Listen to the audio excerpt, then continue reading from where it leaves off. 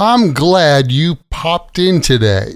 Now, this lesson may not make your eyes pop out, but before you pop out or pop the question, you're going to want to learn these phrases and idioms with pop. Welcome to another Happy English podcast coming to you from New York City. And here's your English teacher, Michael. All right, thank you, John, and thanks, everyone. It's Michael here from Happy English, and I help people speak English better. And this is Happy English Podcast, episode 849. Pop phrases in American English. Hello and welcome. Thanks for popping in for another episode of the Happy English Podcast. You know, the word pop is such a fun little word in English. It's short, quick, kind of energetic. And actually, that's kind of how we use it, right? To describe things that happen quickly or suddenly, like popcorn. Each kernel of popcorn bursts open quickly and suddenly. With that image, the word pop pops up in a lot of everyday phrases. So today, we're going to check out some of the most common and useful pop expressions that native English speakers use all the time. Let's get right into it. So, first up, we've got pop up. When something pops up, it means it shows up or happens suddenly, usually when you're not expecting it. Like the other day, a staff meeting popped up in my office at 9 o'clock. No warning, just boom, meeting time. Or sometimes a song from way back in your past pops up in your head. That happened to me this morning. This old 80s pop song just popped up, and I couldn't stop humming it all morning. And hey, here's a fun one. When I say the word cute, what's the first thing that pops up in your mind? Oh, by the way, in the computer world, we've got pop-ups too. You know, those little windows that just appear out of nowhere when you're online. Usually when you least want them. Next up, have you ever popped in somewhere? To pop in or pop into a place means to visit for a short time. It's just like saying stop by or drop in, but it sounds more casual and friendly. Like this morning, I popped into the coffee shop on the way to work. And later on, I popped into Jack's office to talk about his next business trip. You know what? I think I'm going to pop into Shake Shack for lunch. Pop in. Short visits, no appointment, just pop in, get what you need, and pop out. And speaking of visits, you can also pop over or pop on over to someone's place. That means to go to someone's house or someone's location for a short time. Like, I've got nothing planned this weekend, so feel free to pop over anytime. After work, I'm going to pop over to Tommy's house and wish him a happy birthday. And by the way, I know it's hot out there, but if you want to help me in the garden, pop on over. Pop over. It's super casual and friendly, great for inviting someone without making it a big formal thing.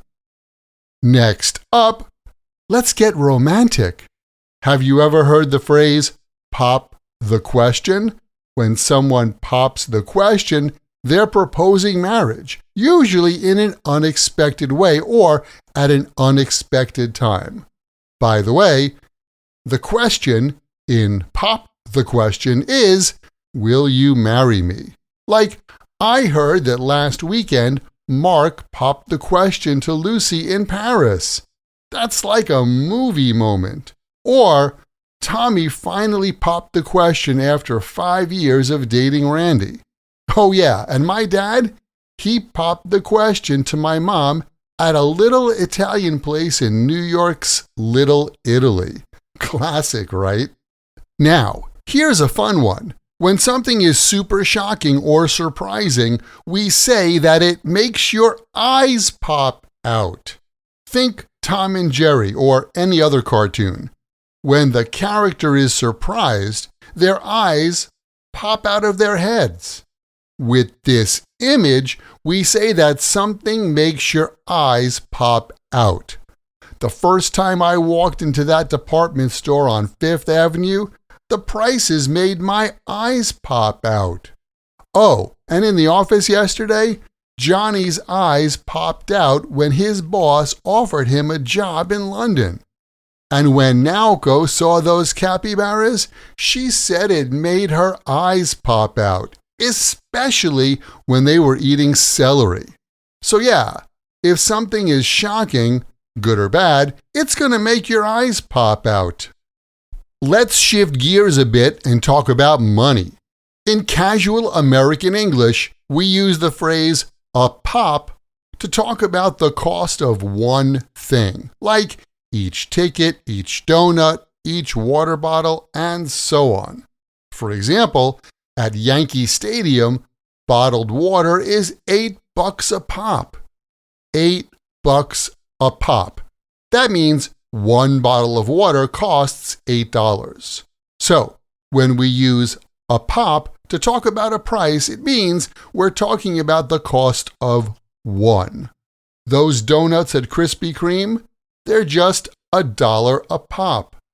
And I recently got tickets to see Cheap Trick at the Budokan, and the tickets were like $200 a pop. Wow, that's crazy.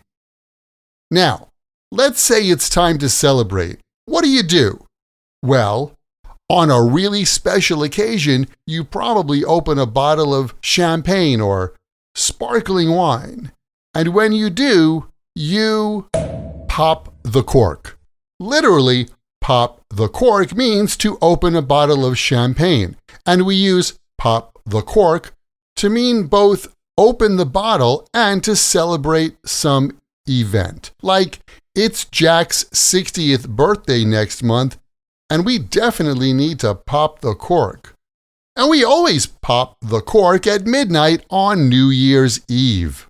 And finally, we have pop out, which means to leave for a short time, like to run an errand. Like, I'm just popping out to the store. Do you need anything? And I popped out to get some coffee this morning. Oh yeah, the boss said he needs to pop out to the bank after lunch. Simple and useful. Pop out. You can use it with friends or even at the workplace. That's a lot of pop. Which one of these made your eyes pop out the most today? Leave a comment and let me know. And as always, thanks for listening. Keep in mind, the best way to remember English like this and any other word or phrase in English is to take that word or phrase, write it in a sentence that's true for you or true in your world, and then memorize your sentences. Oh yeah, remember to check out my AI tutor. It's a great way and a free way to practice your English, get answers to your English learning questions, and more. There's a link in the description where you are listening to this podcast right now. Check it out. And if you like it, leave me a thumbs up there. And if you really want to get more practice using your English, you should join my Podcast Learners Study Group. There, you can make new international friends, join us for live group lessons every week where we practice these podcast lessons together. Plus, you get access to the PDF transcript and audio download for every Happy English podcast in the past and in the future. And on top of that, each episode has exercises where you can practice this English point with speaking and writing checked by me. To learn more, well, just visit myhappyenglish.com and choose podcast lesson 849. Remember, learning another language is not easy, but it's not impossible. and I'm here to help you on your journey. This podcast is brought to you by Happy English. Please visit myhappyenglish.com. Show your support for Happy English by leaving us a review. Get English, get happy, Happy English.